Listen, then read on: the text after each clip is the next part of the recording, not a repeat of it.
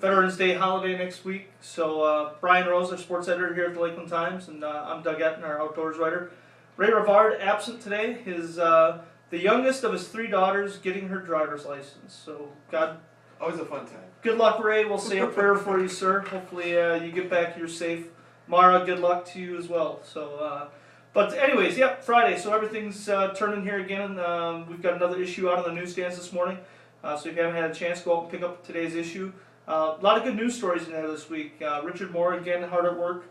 Him and Greg Walker teamed up this week, and Greg Walker, of course, the publisher of the Lakeland Times and Northwoods River News, teamed up and did a really nice job exposing some of the wolf problems that we've been seeing here, especially in northern Wisconsin. So there's some dialogue back and forth between the Wisconsin DNR and those two regarding kind of a hybrid wolf that's being discovered between here and northern Michigan. So good story on that. We've got some other pieces inside, of course, with our news. Laurel Carlson's got a couple pieces inside. Monica Botlash, she's got a couple pieces inside as well.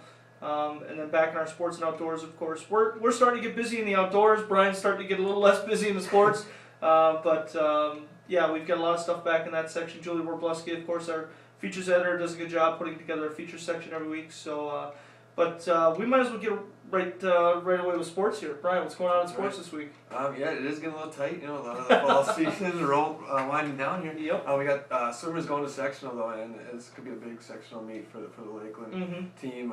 Carolyn Kelk, looks like a real strong shot to maybe go to state in 1, 2, maybe a couple relays. Love to see how that goes. Katie Kubishik, also has a shot at going to state. And then Julia Kelk, Carolyn's younger sister, swimming the 50 free. Her time's maybe not quite in there yet, but 50 free is a quick, short race, and you never know what can happen. And then you catch your stride, you get in there, and you put a time where you get in there. So should be an exciting weekend. Yeah, I know. And then you mentioned the 50 free. It's one of those things where if you put everything together in one race, I mean, you get a quick start, you get a good turn, and you get back to the wall fast. I mean, tell you what, anything can happen in those races. And when they get down into the bigger pool too, I know sometimes that makes a difference too. You're swimming with 8 competitors in the pool now compared to 6. So you've got a little bit more wave action. So being in the center of the pool where you can kind of be away from some of that on the walls, sometimes that makes a difference. But I know Lakeland's had a pretty good tradition of getting some girls down there to state. So I know now is Sandy Bolger going to be at this meet, or is she will be there. Okay. Because I know they've been without Sandy for a couple weeks. She's been doing some family stuff, but she'll be back in the pool side. So. But yeah, I know it's always a fun meet, and once you get to Madison, anything can happen. And it's just fun. I know the girls a lot of times look at this meet as their state championship meet because getting to state is almost like, wow, we're here. Let's go down there and enjoy it. The natatorium, of course, is a great spot to go. They pack 8,000 people in, or wherever it is, how many people to watch the meet, which is pretty cool too. So. It's always fun to be on the UW campus. Yep, that's right. Now you've been out doing some middle school stuff this week too. Yeah, I got to a couple of basketball games. They kicked off this, and God bless them because they want to give me something to throw in the sports section here. But yeah, they kicked off. We got some pictures of MHLT and like the Flambeau girls playing. Was at ABW the other day. Okay. Got some pictures of them playing some basketball. So definitely get those photos in there.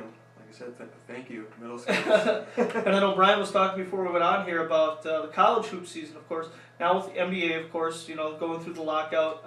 A lot of dead airspace on sports TV nowadays. But what do you think about the Badgers this year so far for Bo Ryan and his crew down to Madison?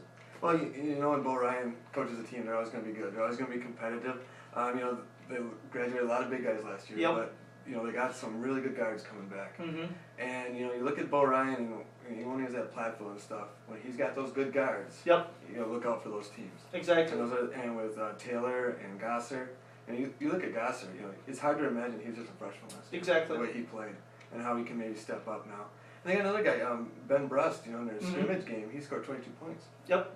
So we'll have to see, how these young guys will come along, and with Taylor, a senior at the helm there, could be a very competitive year. It's always funny watching the Badgers because they're never ever making headlines with their recruiting classes, ever. Right. They're very, very traditional with their recruiting. They want guys who want to buy into the team. They want them to be able to play defense. And all of a sudden you got a guy like you mentioned, Josh Gasser. Last year, he came into the season as a preseason kid, probably thinking he was going to redshirt. Yeah. And then all of a sudden, here he is as a freshman, being one of the first freshmen in school history to start the first game, and he started every game from there on out. Mm-hmm. So, watching him progress throughout the season, I'm excited to see what he can do this year. Scoring the basketball, which is something he did in high school, just like nobody else. And when you look at Bo Ryan's offense, that two guard is such a key component. Mm-hmm. When they've had the good two guards, when they've had guys like Jason Bohannon, stepping up and playing good basketball, that's when they do well. So, and you see, there's a lot of similarities between Bohannon and Gosser, but the one thing about Gosser is he's not afraid to take it to the basket. Bohannon sometimes is a little bit tentative to take it to the basket. He'll go in there and he'll mix it up. Yep, and a lot of talk about Jordan Taylor already. Of course, he was preseason AP Big Ten first teamer, and then also All-American. Looking at the first team All-American squad nationwide, he's got mentioned on that as already too. So yeah, it's going to be an exciting season. It's always fun watching the Badgers. If you can't get down to the Kohl Center to watch a game, I tell you what, one of the neatest things you can do is go and watch a UW basketball game inside the Kohl Center. So, yeah, and then of course Green Bay Packers back on it this week. I went home for lunch today and stopped and watched the little Sports Center. And Herm Edwards was on there, and he picked San Diego as an upset. Brian, upset? I don't know. I don't think so. I guess if you look at their schedule and you point to a game and say, hey, they have to go to San Diego, they have to travel. You just go to the West Coast. You never know. Boy, the San Diego defense. Watching them on Monday night when they were playing Kansas City, they just didn't look like they couldn't stop Kansas City. How are they gonna stop Green Bay? Exactly. It's a much more dynamic offense. Yep. Yeah, I don't really see it.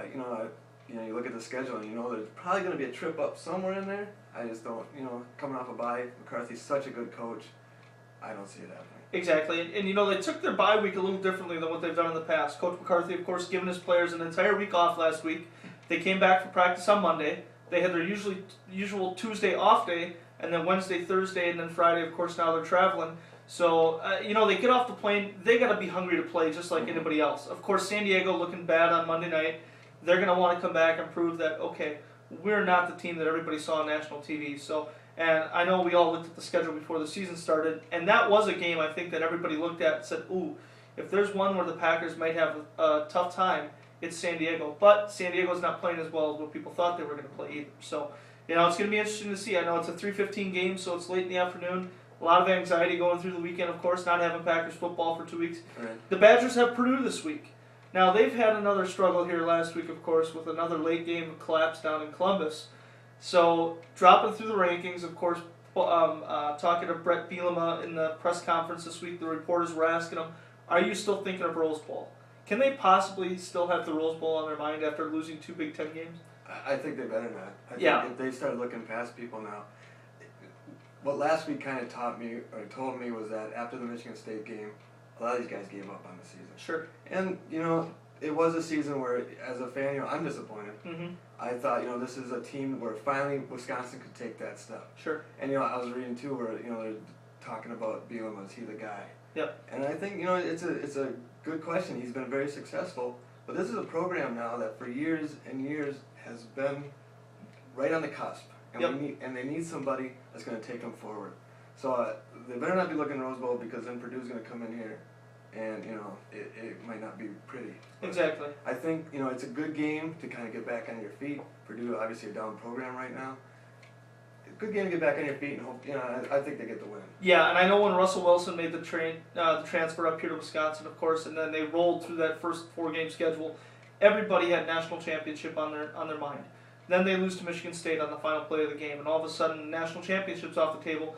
Now it's Rose Bowl. Then, boom, you take another big hit with that loss at Ohio State last week, and now it's just like, well, what do you salvage out of the season? You really hope the kids understand that they still need to come out and represent Wisconsin football. They're going to go to a bowl this year. There's no question about it. I mean, they're a team that travels better than anybody else, and the BCS knows that. So maybe it's something where they can get into a BCS game. It probably won't be the Rose Bowl, but if they play well enough and some people trip up in the top 5, we've got a big game this weekend between LSU and Alabama, of course. So that's going to pretty much decide who's going to the national championship game out of that pairing, and then find out where the cards fall after that. So I guess we'll see. But anyway, well, that's all the time we got today, folks. So Friday Morning Fodder here, week 6 already. So it's hard to believe we've been at it that long, but Thanks for tuning in. For Brian Rose, our sports editor at the Lakeland Times, Ray Rivard.